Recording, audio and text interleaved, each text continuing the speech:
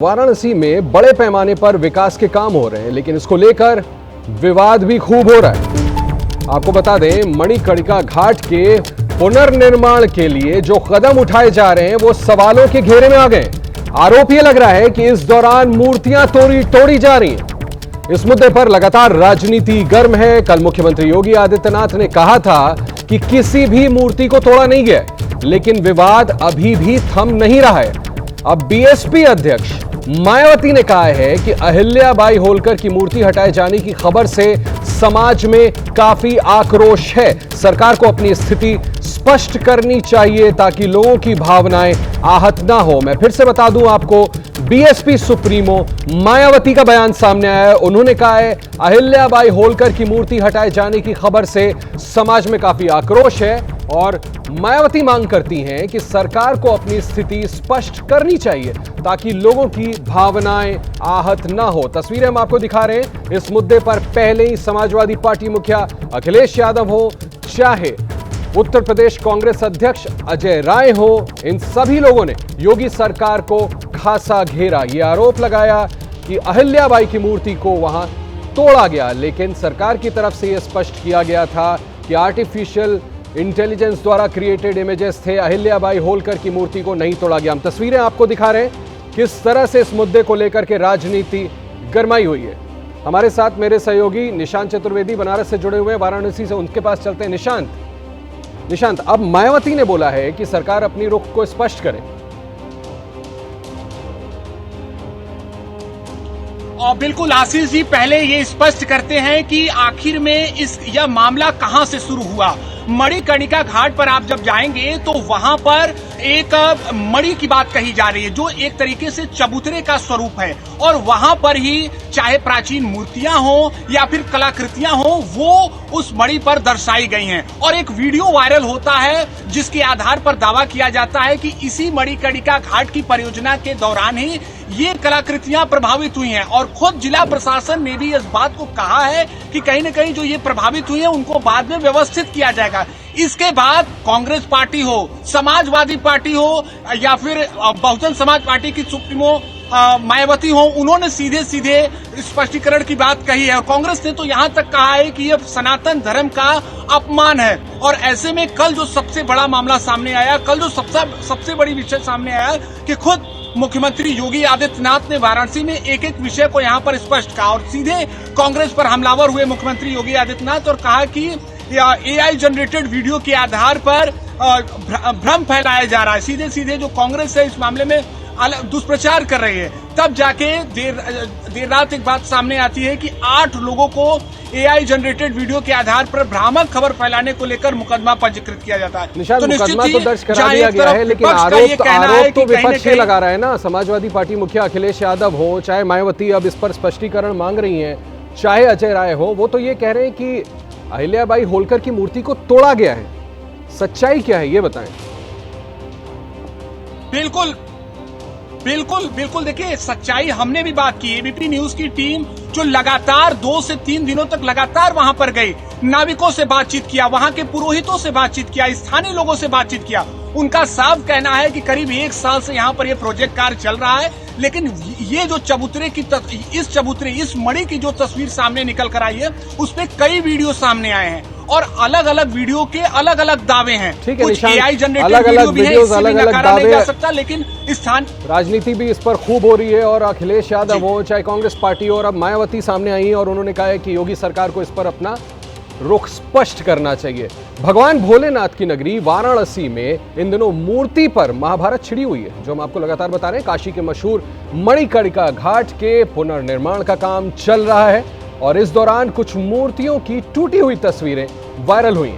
कांग्रेस का शीर्ष नेतृत्व इन तस्वीरों को लेकर सरकार को सड़क से लेकर सोशल मीडिया तक घेरने में लगा हुआ है। सरकार की तरफ से मोर्चा खुद मुख्यमंत्री योगी आदित्यनाथ ने संभाला और विपक्ष पर बनारस को बदनाम करने की साजिश का आरोप लगाया। सवाल यह है कि कथित टूटी मूर्ति का रहस्य क्या है।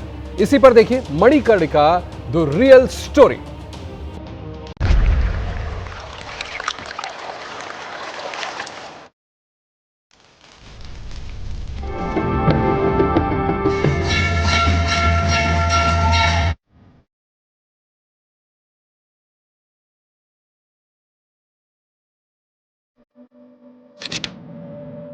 बनारस। नाम सुनते ही जहन में कल कल बहती गंगा नदी का ख्याल आता है। नदी के किनारे बने घाट की तस्वीरें जहन में उतर आती हैं। घाट पर बनी सीढ़ियों का दृश्य नजर आता है। आप बनारस गए हो या न गए हो, लेकिन जब भी बनारस का जिक्र आपके सामने आया होगा, इन तस्वीरों ने आपके मन मस्तिष्क के तार को जरूर झंझनाया होगा। इन्हीं घाटों में से एक घाट है जिसका नाम है मणिकर्णिका। न जाने कितने सालों से यहां यूं ही चिताएं जल रही हैं। सुबह की शुरुआत हो या फिर दिन में सूरज की बढ़ती तपिश, शाम का वक्त हो या फिर अंधेरी काली रात, मणिकर्णिका काशी का वो श्रापित घाट है जहां चिता की आग कभी नहीं बुझती, मानो समय भी इसे रोक न पाया हो। कहा जाता है कि भगवान भोलेनाथ यहाँ खुद आत्माओं को मोक्ष का रास्ता दिखाते हैं, इंसान को जिंदगी और मौत के काल चक्र से मुक्त कराते हैं। मणिकर्णिका की तरफ जाने वाली गलियां जीवन से मुक्त हो चुकी हैं। मोह माया को त्याग कर मायावी संसार से दूर जा चुके करोड़ों आहट की गवाह बन चुकी हैं। इन गलियों में राम नाम सत्य है के स्वर विलीन हो चुके हैं। घाट पर जहां तक नजर जाएगी, मुक्त हो रही आत्मा का अलौकिक दृश्य नजर आएगा।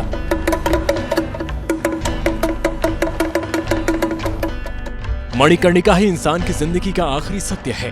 कहा जाता है कि मृत्यु को निर्भय होते कहीं देखा जाता है तो वो मणिकर्णिका है। कहते हैं कि काशी वो जगह है जहां मृत्यु भी उत्सव बन जाती है। मणिकर्णिका घाट पर जब चिता जलती है तो माना जाता है कि आत्मा को सीधे मोक्ष मिल जाता है, फिर न जन्म न मृत्यु। मणिकर्णिका घाट पर जीवन और मृत्यु एक साथ बहते हैं। एक तरफ चिता जलती है तो दूसरी तरफ गंगा में लोग डुबकी लगाकर सौभाग्य की कामना करते हैं। यही इसका रहस्य है, यही इसकी आत्मा है। ये वही जगह है जहां की होली देश नहीं दुनिया में मशहूर है। सैकड़ों सालों से मशाने की होली की तस्वीरें इसी मणिकर्णिका घाट से आती रही हैं। तरह तरह का रूप बनाए साधु सन्यासी अघौड़ की तस्वीरें आपने भी जरूर देखी होंगी।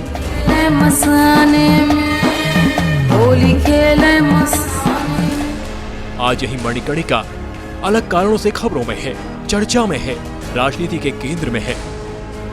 बीजेपी को हेरिटेज नहीं समझ में आती और हर इतिहास मिटाना चाहते हैं। आपका कोई अच्छा इतिहास होगा उसको मिटा देंगे, ये अपना इतिहास बनाना चाहते हैं, इसलिए किसी के भी अच्छे काम को भी ये पसंद नहीं करते हैं। इनको संरक्षण की परिभाषा नहीं समझ में आती। 4-5 दिन पहले से इस घाट के विकास के लिए बुलडोजर चल रहा है। आप अपनी टीवी स्क्रीन पर बड़ी बड़ी मशीनों से तोड़फोड़ वाली कार्रवाई को देख सकते हैं। घाट के विकास के लिए जो कार्रवाई हो रही है, उस कार्रवाई ने सवाल खड़े किए हैं। घाट के आसपास बने छोटे छोटे मंदिर हाइड्रा मशीन की जद में आए हैं। कई मूर्तियों को, सदियों की विरासत को चोट पहुंची है। वाराणसी के मणिकर्णिका घाट का एक वीडियो सोशल मीडिया पर वायरल हुआ, जिसमें अहिल्याबाई की मूर्तियों के प्रभावित होने की बात कही गई।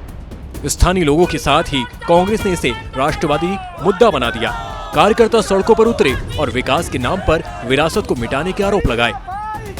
योगी जी जो झूठ बोल रहे हैं, ये माता अहिल्या के ये ट्रस्ट के लोगों ने बाकायदे पत्र लिखकर यशवंतराव होलकर जी जो प्रेसिडेंट हैं खासागी देवी अहिल्याबाई होलकर चैरिटेबल ट्रस्ट के, उन्होंने बाकायदे ये पत्र जारी किया है। और ये देखिए फोटोज इसमें हैं, आप देखिए ये पुराना फोटो है। ये जो बुलडोजर जिसमें योगी जी माहिर है बुलडोजर चलाने में, ये बुलडोजर है, ये आप देख सकते हो। दूसरा ये आप देखिए, ये जो माता अहिल्या माता का जो ये पूरा मूर्ति है, ये पूरी तरीके से बुलडोज करके जमीन में तोड़ दिया गया, मलबे में तब्दील कर दिया गया। राहुल गांधी, प्रियंका गांधी से लेकर खड़गे तक ने सोशल मीडिया पर खंडित मूर्तियों की तस्वीरें साझा की, सरकार पर सवाल उठाए। विवादों के बाद मुख्यमंत्री योगी आदित्यनाथ ग्राउंड जीरो पर आने वाले थे। आज गए नहीं, लेकिन सवाल उठाने वालों पर साजिश का आरोप लगाया। प्रधानमंत्री मोदी जी के द्वारा किए गए प्रयास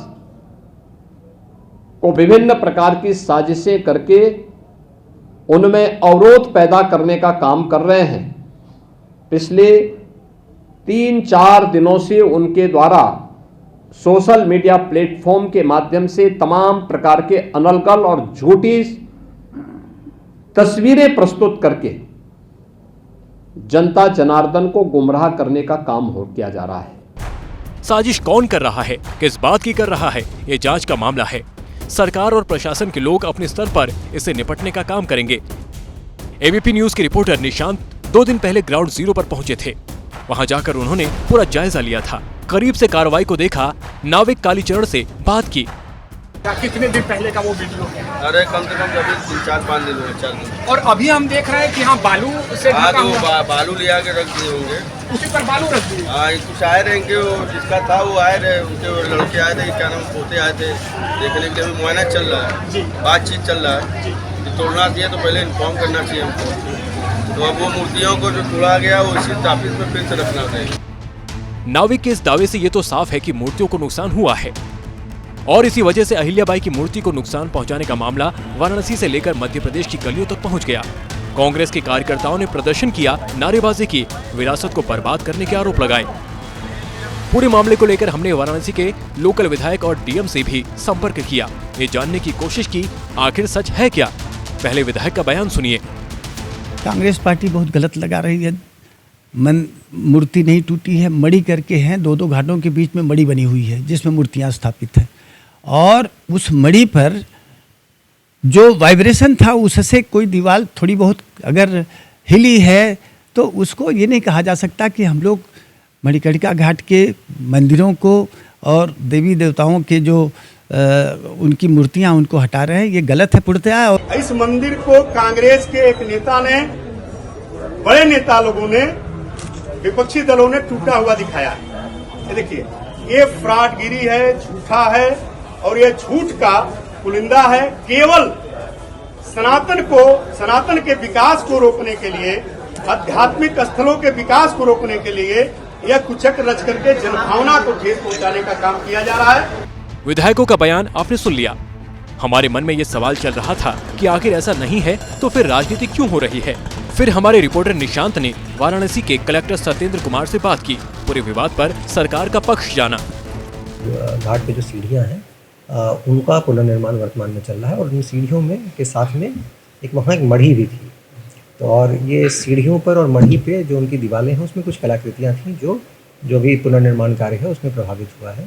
मैं आपके माध्यम से सबको बताना चाहूँगा कि जो वहाँ कलाकृतियाँ हैं, जो वहाँ कुछ मूर्तियाँ जो दीवार में लगी हुई थी, उन सभी को संरक्षित करके संस्कृति विभाग द्वारा भी रखा गया है।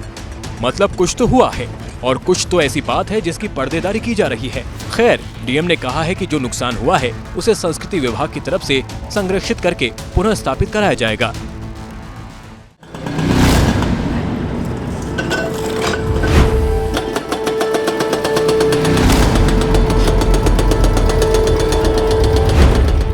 कथित तौर पर अहिल्याबाई होलकर की मूर्ति टूटने को लेकर सवाल उठाए जा रहे हैं और सवाल इसलिए उठाए जा रहे हैं क्योंकि अहिल्याबाई होलकर सनातन की वो सितारा हैं जिन्होंने मणिकर्णिका घाट से लेकर अयोध्या के सरयू घाट, हरिद्वार, प्रयागराज, कांची, रामेश्वरम, श्री शैलम सहित सैकड़ों तीर्थ स्थलों का जीर्णोद्धार कराया और देश भर में सनातन की शक्ति को मजबूती दी।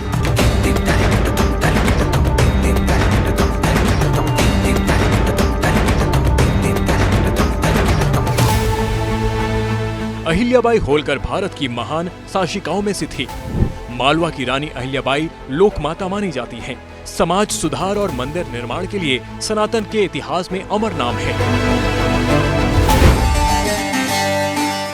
1777 ईस्वी में अहिल्याबाई होलकर ने काशी विश्वनाथ मंदिर का पुनः निर्माण कराया था। 18वीं शताब्दी में काशी में कई मंदिर और घाट आक्रमणों व उपेक्षा के कारण जीर्ण शीर्ण हालत में थे। तब रानी अहिल्याबाई ने अपने निजी धन से मणिकर्णिका घाट का जीर्णोद्धार कराया। घाट की सीढ़ियां, पक्के चबूतरे और यात्रियों की सुविधा विकसित कराई। पिछले हफ्ते तक यहाँ जो भी तस्वीरें दिखाई देती थी उनके निर्माण और पुनः निर्माण में इन्हीं का योगदान था। इसलिए सालों पहले उनकी याद में यहाँ मूर्ति लगाई गई थी। कथित तौर पर मूर्ति टूटने की जब खबर फैली तो मामले ने राजनीतिक रंग ले लिया। धर्माचार्य भी कूद पड़े। काशी के मणिकर्णिका घाट पर हो रहे ये सुंदर उनके नज़र में विकास को जब हमने देखा वीडियो के माध्यम से, सोशल मीडिया के माध्यम से, ये असह्य है, ये पुराणों की अवहेलना है, पुराणों पर कुठाराघात है, वेदों की परंपरा को कुचलने का प्रयास किया गया है, काशी के जीवंत परंपरा को नष्ट करने का प्रयास किया गया है। इसमें कोई दो राय नहीं कि भारतीय जनता पार्टी हर साल लोकमाता अहिल्याबाई होलकर की जयंती मनाती है, पुण्यतिथि पर बड़ा कार्यक्रम करती है। ये तस्वीरें पिछले साल मई की हैं, जब लखनऊ में उनकी 300वीं जयंती पर बड़ा कार्यक्रम बीजेपी ने किया था। होलकर जी की मूर्ति इस सरकार ने ही विश्वनाथ मंदिर में शानदार बनाया, पूरे देश के अंदर अहिल्याबाई होलकर की जयंती मना रहे हैं हम लोग, उससे वो बातें करें, वही विषय हुआ। अहिल्याबाई होलकर की जयंती मनाते हैं, हम बना रहे हैं। राजनीतिक विवाद के बीच एबीपी न्यूज की रिपोर्टर निशांत आज फिर मणिकर्णिका घाट पहुंचे और देश के लिए वो तस्वीरें लेकर आए जो विवादों के केंद्र में हैं। कांग्रेस पार्टी सीधे सीधे सरकार पर हमलावर रही और उनका कहना है कि यहाँ की मूर्तियों के साथ छेड़छाड़ हुआ है, तोड़ा गया है। और इसके बाद जब आज उत्तर प्रदेश के मुख्यमंत्री योगी आदित्यनाथ थे तो उन्होंने काशी में थे तो उन्होंने मीडिया से बातचीत के दौरान स्पष्ट किया कि यहाँ की मूर्तियों के साथ मूर्तियों को नहीं तोड़ा गया है, उन्हें आने वाले समय में व्यवस्थित किया जाएगा, जबकि एआई जनरेटेड वीडियो के आधार पर कांग्रेस पार्टी दुष्प्रचार कर रही है। जलासेन घाट से लेकर सिंधिया घाट तक सफाई का काम चल रहा है। 18 करोड़ की लागत से मणिकर्णिका घाट का पुनः निर्माण किया जा रहा है। शनिवार से ही खुदाई का काम शुरू हुआ। मंगलवार को मूर्ति टूटने की खबर वायरल हुई। जुलाई 2023 में पुनः निर्माण कार्यों का शिलान्यास प्रधानमंत्री मोदी ने किया था। इसे जून 2026 तक पूरा किया जाना है। पुनः विकास पर रूपा फाउंडेशन CSR फंड से काम करवा रहा है। निगरानी का काम वाराणसी नगर निगम के जिम्मे है। घाट पर 32 क्रेमाइटोरियम का निर्माण होना है। प्रदूषण से मुक्ति के लिए अत्याधुनिक चिमनी बनाना है। पर्यटकों के लिए नया विजिटर मार्ग का निर्माण भी होना है। ग्राउंड फ्लोर पर लकड़ी भंडारण कक्ष, रजिस्ट्रेशन रूम बनाना है। वेटिंग हॉल के निर्माण के साथ ही यहाँ ग्रीन बेल्ट भी डेवलप करना है। जिस मणिकर्णिका घाट को लेकर यूपी की सियासत में महाभारत है, उसका पौराणिक महत्व भी आप आज जान लीजिए। पौराणिक कथा के अनुसार भगवान विष्णु ने यहाँ तपस्या की थी और माता पार्वती की मणि यानी बाली यहीं गिरी थी। इसी से इस जगह का नाम मणिकर्णिका पड़ा। इस मणिकर्णिका घाट पर सालों से शव जलाने की परंपरा चली आ रही है। रोज करीब 80 से 100 शव यहाँ लाए जाते हैं। चिता की आग कभी ठंडी नहीं होती। पूर्व प्रधानमंत्री इंदिरा गांधी से लेकर राजीव गांधी, अटल बिहारी वाजपेयी, लाल कृष्ण आडवाणी तक इस घाट पर दर्शन के लिए आ चुके हैं। इस पूरी कहानी को देखने के बाद दो बात जो शीशे की तरह साफ है, वो ये कि मणिकर्णिका घाट पर पुनः निर्माण के काम के दौरान तोड़फोड़ की कार्रवाई हुई है। कुछ चीजें प्रभावित भी हुई हैं, जिन्हें संरक्षित करने को कहा गया है। लेकिन अहिल्याबाई होलकर की मूर्ति को लेकर जो आरोप लगाए जा रहे हैं, उसे सरकार और प्रशासन सही नहीं बता रहा और इसलिए सत्ता पक्ष इसे साजिश कह रहा है, जबकि विपक्ष विरासत के बहाने वार कर रहा है। काशी अविनाशी की धरती है। धर्म, शास्त्र, ज्ञान यहाँ के कण कण में है। श्रद्धा, भक्ति और आस्था यहाँ के ईंट, पत्थर और पानी में है। यही वजह है कि इस विवाद ने राष्ट्रव्यापी रूप ले लिया है, कई सवालों को जन्म दिया है। एबीपी न्यूज की इस बेहतरीन रिपोर्ट को देख करके आप समझ गए होंगे कि मणिकर्णिका घाट और अहिल्याबाई होलकर की जो मूर्ति वहां थी उसका क्या महत्व है। इस बीच कांग्रेस की ओर से मणिकर्णिका घाट को लेकर फिर बयान दिया गया है। घाट और मूर्ति तोड़े जाने का दावा किया है और वाराणसी की सभ्यता को खत्म करने का आरोप लगाया गया। के लिए पानी को साफ करना आवश्यक है। नदी नालों को, उनमें जो नाले और सीवर गिर रहे हैं उसको हटाना आवश्यक है, या अहिल्याबाई जी की मूर्ति को तोड़ना आवश्यक है। वहां के देवी देवताओं की मूर्तियां तोड़ना, ध्वस्त करना आवश्यक कब से हो गया?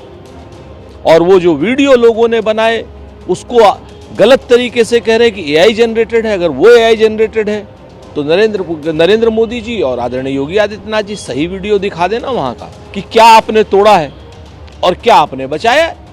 आपने सैकड़ों साल पुरानी सभ्यताएं नष्ट की हैं वहां पर। बात करते हैं मौनी अमावस्या पर भक्ति के महास्नान की। मौनी अमावस्या पर भक्ति की शक्ति देखने को मिल रही है। पवित्र स्नान के लिए जन सैलाब उमड़ा हुआ है। हम आपको तस्वीरें दिखाते हैं आगे। आज मौनी अमावस्या है। इस मौके पर देश भर में तीर्थ स्थलों पर पवित्र नदियों के किनारे श्रद्धालुओं का सैलाब उमड़ा हुआ है। तस्वीरें देखिए, कितनी बड़ी संख्या में लोग उमड़े हुए हैं और सबसे ज्यादा संगम नगरी प्रयागराज में, जहां की तस्वीरें हम आपको दिखा रहे हैं। माघ मेला चल रहा है और आज मौनी अमावस्या का प्रमुख स्नान हो रहा है। कितनी बड़ी संख्या में लोग यहां पर इकट्ठा हैं। तस्वीरें आप देखिए, माघ मेला आस्था का विराट समागम बना हुआ है, जहां साधु, संत, कल्पवासी और आम श्रद्धालु एक साथ संगम की पवित्र धारा में डुबकी लगा रहे हैं। अभी तक 1 करोड़ से ज्यादा लोग आस्था की डुबकी लगा चुके हैं। ये विहंगम दृश्य देखिए, आस्था के उस सैलाब को देखिए, त्रिवेणी के तट पर उमड़ा हुआ है। इसीलिए अब हम नहीं जा रहे हैं, हम वापस जा रहे थे, लेकिन जब वो धावा करके हमको मार रहे हैं संतों को, अब हमने तय किया कि अब नहीं जाएंगे, अब हम स्नान करेंगे। करे रोके, कितना रोकते हैं वो रोक पाएंगे हमको?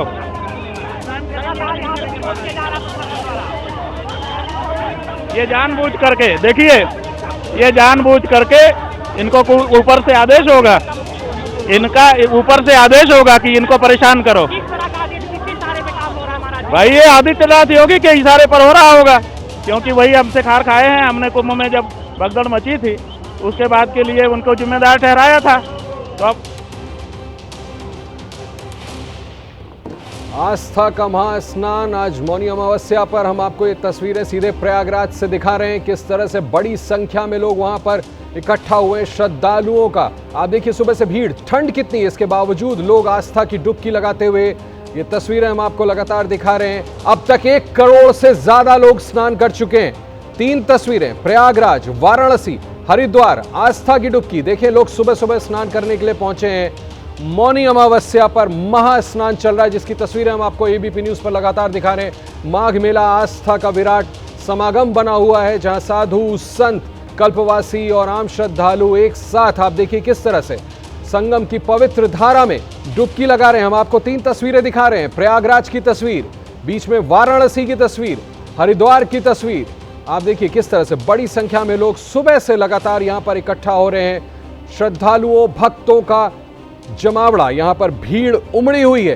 किस तरह से आप देखिए लोग डुबकी लगा रहे हैं अपनी आस्था में। यहां पर लोग पहुंचे हैं। अभी तक 1 करोड़ से ज्यादा लोग आस्था की डुबकी लगा चुके हैं। हम आपको बता दें, ये विहंगम दृश्य जो पहली तस्वीर आपको प्रयागराज से दिखा रहे हैं, वो प्रयागराज की है।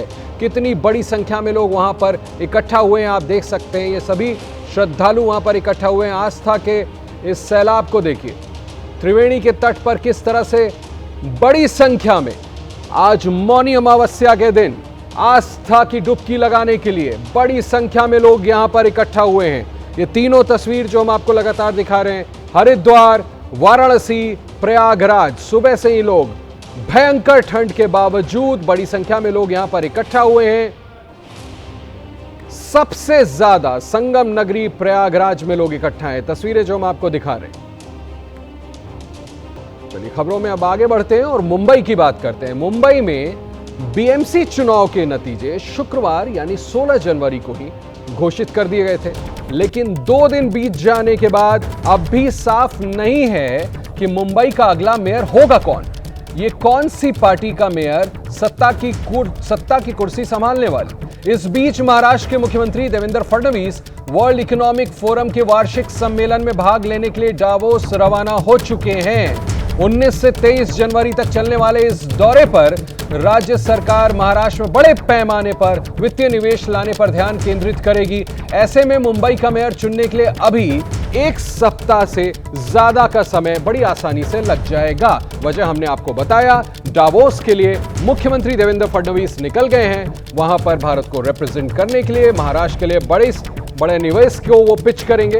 डावोस जाने से पहले देवेंद्र फडणवीस ने मेयर पद पर बयान दिया है। फडणवीस ने कहा है कि वो डिप्टी सीएम एकनाथ शिंदे के साथ खुद बात करेंगे।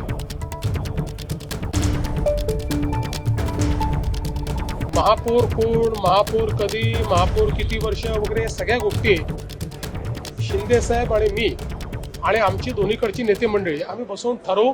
काही त्यात वाद येणार नाही। छान पद्धतीनं दोन्ही पक्ष आम्ही मुंबई चालवून दाखवू। दावोस निकलने से पहले मुख्यमंत्री का यह बयान था। मुंबई के अगले महापौर को लेकर गहराते रहस्य के बीच एकनाथ शिंदे के नेतृत्व वाली शिवसेना ने अपने नवनिर्वाचित जितने भी पार्षद हैं उनको कल शहर के एक 5 सितारा होटल में शिफ्ट कर दिया। सूत्रों के हवाले से खबर है कि शिवसेना शिंदे गुट ने बीजेपी से 2.5 साल के लिए मेयर का पद अपनी पार्टी के लिए मांगा है। शिंदे गुट का कहना है कि इस साल शिवसेना संस्थापक बाला साहब ठाकरे साहब का जन्म शताब्दी वर्ष है, इसलिए कम से कम 2.5 साल शिवसेना का मेयर होना चाहिए।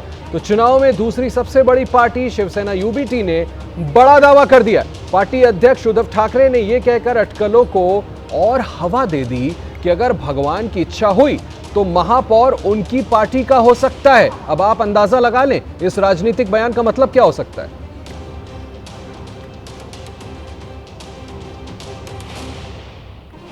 हमारे साथ नम्रता दुबे मेरी सहयोगी मुंबई से सीधे लाइव हैं। नम्रता, थोड़ा इसको डिसाइफर कर दी, इसको जरा बता दीजिए आसान शब्दों में। एक तरफ तो एकनाथ शिंदे अपने लिए मेयर का पद मांग रहे हैं 2.5 साल के लिए, और ये अचानक उद्धव ठाकरे साहब का कहना कि हो सकता है महापौर उनकी पार्टी से हो। आप बेहतर बताएंगे। महाराष्ट्र में जब भी कोई चुनाव हुए हैं, चुनाव के बाद भी स्थिति जो है वो पूरी तरह राजनीतिक माहौल से गरमाई हुई दिखती है। बीएमसी चुनाव हो चुके हैं, महायुति के पास ज़्यादा संख्या भी है, लेकिन अभी भी मेयर पद को लेकर वही सवाल खड़े हो रहे हैं।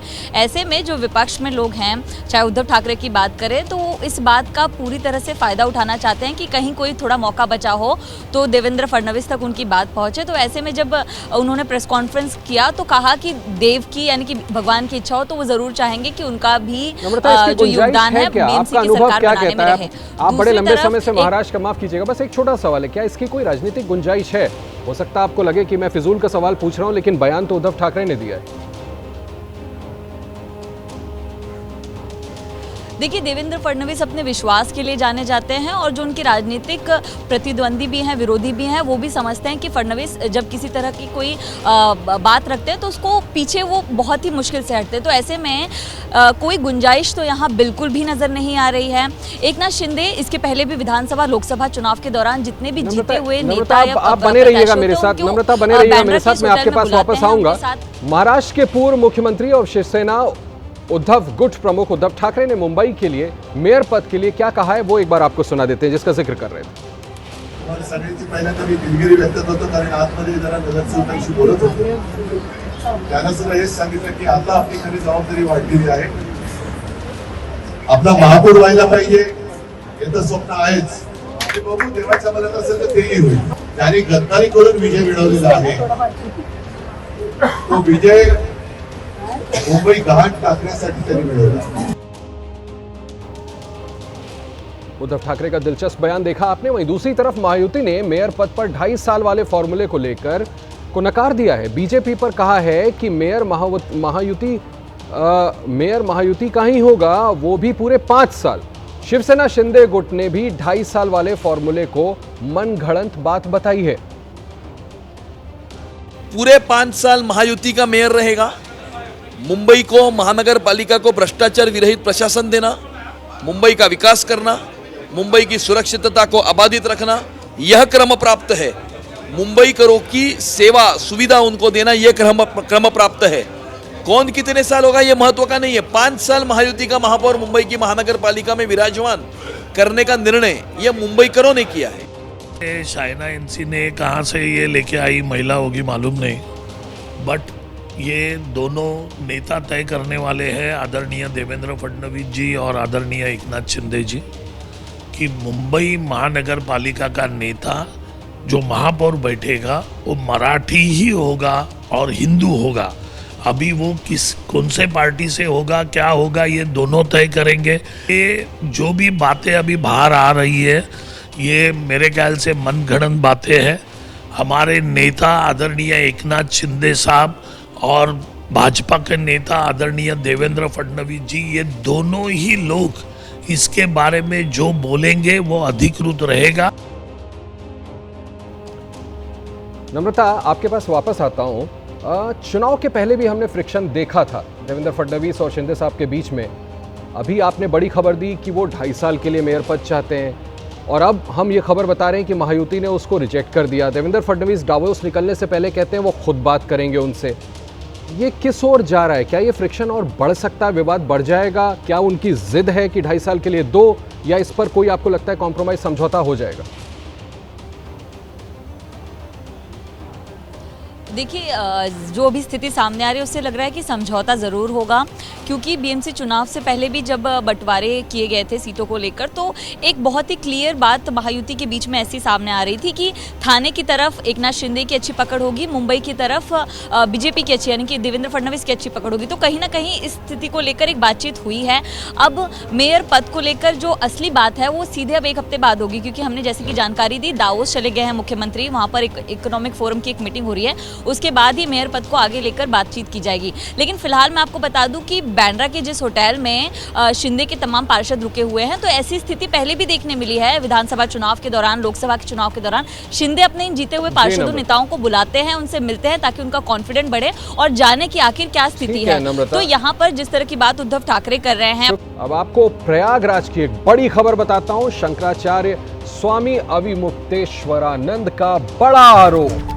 प्रयागराज माघ मेले में संतों पर अत्याचार का बड़ा आरोप लगाया है उन्होंने। पुलिस वाले संतों को मार रहे हैं। स्वामी अविमुक्तेश्वरानंद का ये बड़ा बयान। हम अब स्नान करने नहीं जा रहे। थोड़ी देर पहले उनका यह बयान हमने आपको दिखाया भी था। बड़ा बयान, हम अब स्नान करने नहीं जा रहे हैं, नाराज हैं वो। और आप सुनिए पहले कि उन्होंने कहा क्या, सुनाते हैं आपको। बड़े बड़े अधिकारी संतों को मार रहे हैं और उसके बाद हमारे पास आकर के कह रहे हैं फिर से दोबारा। अभी जब लौट रहे थे हम लोग, आपने देखा, हम लोग वापस जाने के लिए लौट गए, चलने लग गए। उसके बाद फिर एक दल आया पुलिस वालों का और वो संतों को मारने लगे। ये क्या है? इसीलिए अब हम नहीं जा रहे हैं। हम वापस जा रहे थे, लेकिन जब वो धावा करके हमको मार रहे हैं संतों को, अब हमने तय किया कि अब नहीं जाएंगे, अब हम स्नान करेंगे। करे रोके, कितना रोकते हैं वो रोक पाएंगे हमको? उत्तर भारत घने कोहरे की चपेट में है। इसकी तस्वीरें आपको दिखाएंगे। कई जगह विजिबिलिटी ना के बराबर हो गई। दिल्ली एनसीआर में आज सड़क पर चलना बेहद मुश्किल है। कोहरे की वजह से 100 से ज्यादा ट्रेनें देरी से चल रही हैं। हमारी आपसे भी अपील है कि अगर ज्यादा जरूरी ना हो तो अपने अपने घरों से ना निकलें, सोच समझकर सफर करें। अगर सफर करने की मजबूरी हो तो खास ध्यान रखें। बहुत ही घना कोहरा, तस्वीरें हम आपको टेलीविजन स्क्रीन पे दिखा रहे हैं। बेहतर है अगर आप गाड़ियां चला रहे हैं तो अपनी गाड़ी के पार्किंग लाइट्स जला लें, लाइट्स जला करके चलें, आहिस्ता आहिस्ता चलें। बहुत ज़रूरी ना हो तो घरों से बाहर ना निकलें। कोहरा इतना है कि आपको चंद फीट से आगे नज़र नहीं आएगा। ये तस्वीरें हम आपको दिखा रहे हैं दिल्ली एनसीआर में आज सुबह से किस तरह से कोहरे का कहर है। एबीपी न्यूज़ आप सभी से अपील करता है कि सलामती के लिए बेहतर है कि घरों से ना निकलें जब तक कि रोशनी साफ ना हो जाए, और अगर आपको निकलना मजबूरी है तो बेहद एहतियात के साथ। और जैसा मैंने कहा, अपनी अपनी गाड़ियों की पार्किंग लाइट्स जला लें, पूरी एहतियात के साथ चलें। निकलना है तो घर परिवार में आपको दिखाते हैं आप मेरी सहयोगी अजातिका की एक रिपोर्ट, उससे आपको अंदाजा मिलेगा कि किस तरह से कोहरे का कहर दिल्ली एनसीआर पर सुबह से छाया हुआ है। दिल्ली में कोहरे के कारण हालत कितनी ज्यादा गंभीर है, ये स्थिति समझाने के लिए इस वक्त मैं आपको टॉप एंगल से शॉट दिखाने के लिए इस वक्त पहुंच गई हूँ। ये जो रास्ता है यानी कि NH24 हाईवे का ये रास्ता दिल्ली की तरफ जाता है, और सामने आपको नीले रंग का बोर्ड भी शायद नजर आए। हम जूम कर आपको तस्वीरें दिखाना चाहते हैं। फरीदाबाद लिखा है एक जगह पर, दूसरी जगह पर सराय काले खां लिखा है, राजघाट लिखा है। लेकिन पढ़ना समझना किसी आम व्यक्ति के लिए बहुत मुश्किल है। अगर कैमरा जिस तरह से हमने अगर जूम नहीं किया तो एक आम निगाहों से उसे देखना बहुत मुश्किल है। और यही आलम है इस वक्त इस घने कोहरे का जो दिल्ली में मौजूद है। हाईवे पर ये जो तस्वीर है वो और ज़्यादा मुश्किल हो जाती है। विजिबिलिटी क्योंकि हाईवे पर कम है, आपको दूर तक नज़र आएगा कि जो गाड़ियां हैं वो इस वक्त धीमी रफ्तार के साथ चल रही हैं। जगह जगह पर दिल्ली में चाहे बाहरी इलाके हो या अंदरूनी इलाके हो 50 मीटर तक विजिबिलिटी मौसम विभाग के द्वारा बताई गई है। कई इलाकों में जैसे कि हम लोग इस वक्त जहां मौजूद हैं यहाँ पर विजिबिलिटी 0 है और उसकी तस्वीर आप खास तौर पर देख सकते हैं। जो कोहरा है, जो घना कोहरा आपको इस वक्त नजर आएगा, वो एक जगह से दूसरी जगह ट्रैवल करता हुआ भी देखा जा सकता है। और इस वक्त देखिए, जैसे जैसे हम लोग आपको ये रिपोर्ट दिखा रहे हैं, आपको नजर आएगा कि कोहरे की जो रफ्तार है और जो उसकी तस्वीर है वो लगातार बढ़ती जा रही है। दूसरी तरफ की भी तस्वीर आपको दिखा देते हैं। ये हाईवे के साथ में जो बने हुए कई सारे पेड़ पौधे हैं, यहाँ पर तस्वीर देखकर आपको समझ आएगा कि विजिबिलिटी शून्य के बराबर नज़र आ रही है। अगर हम लोग इस वक्त टेम्परेचर की बात करें तो देखिए, दिल्ली में मिनिमम टेम्परेचर जो है वो 5 डिग्री सेल्सियस के पास पहुंच गया है। वहीं अगर मैक्सिमम टेम्परेचर की बात करें तो कई इलाकों में 22 डिग्री सेल्सियस से 24 डिग्री सेल्सियस तक जो मैक्सिमम तापमान है वो पहुंचा हुआ है। कोहरे की हालत हम आपको दिखा रहे हैं, किस तरह से कोहरे की सफेद चादर बिछी हुई है पूरी दिल्ली एनसीआर में। 3 तस्वीरें दिखा रहे हैं आपको। All India institute of medical sciences, आप जानते हैं सभी लोग, ये एक पहली तस्वीर। दूसरी, अक्षरधाम मंदिर जाएं, वहां की तस्वीर देखिए, आपको अक्षरधाम मंदिर नजर ही नहीं आ रहा होगा, मैं सिर्फ आपको लोकेशन बता दे रहा हूं। तीसरी तस्वीर आईजीआई एयरपोर्ट की, जो कि अंतर्राष्ट्रीय एयरपोर्ट है दिल्ली का। तीनों को आप आइडेंटिफाई नहीं कर पाएंगे अगर हम नीचे लिख करके ना बताएं और मैं आपको स्वयं ना बताऊं कि ये इलाके कौन से हैं। All India institute of medical sciences, दूसरा अक्षरधाम का इलाका, तीसरा IGI airport, Indira Gandhi international airport Delhi का, जो मैं आपको बता रहा हूं, जहां पर आप देखिए कोहरे की चादर ऐसे पसरी पड़ी है कि कुछ भी नजर नहीं आ रहा है। सिर्फ यही 3 इलाके नहीं, सुबह नोएडा से दफ्तर आते वक्त मुझे भी इस तरह से कोहरे का सामना करना पड़ा कि ऐसा लग रहा था कि गाड़ी आप साइड में खड़ी करके पार्क कर दें। इतना घना कोहरा है कि एबीपी न्यूज फिर से आपसे अपील करता है, घर से निकलें तो सोच समझ के निकलें, बेहद जरूरी ना हो तो ना निकलें। 3 तस्वीरें आपके सामने एबीपी न्यूज के स्क्रीन पर।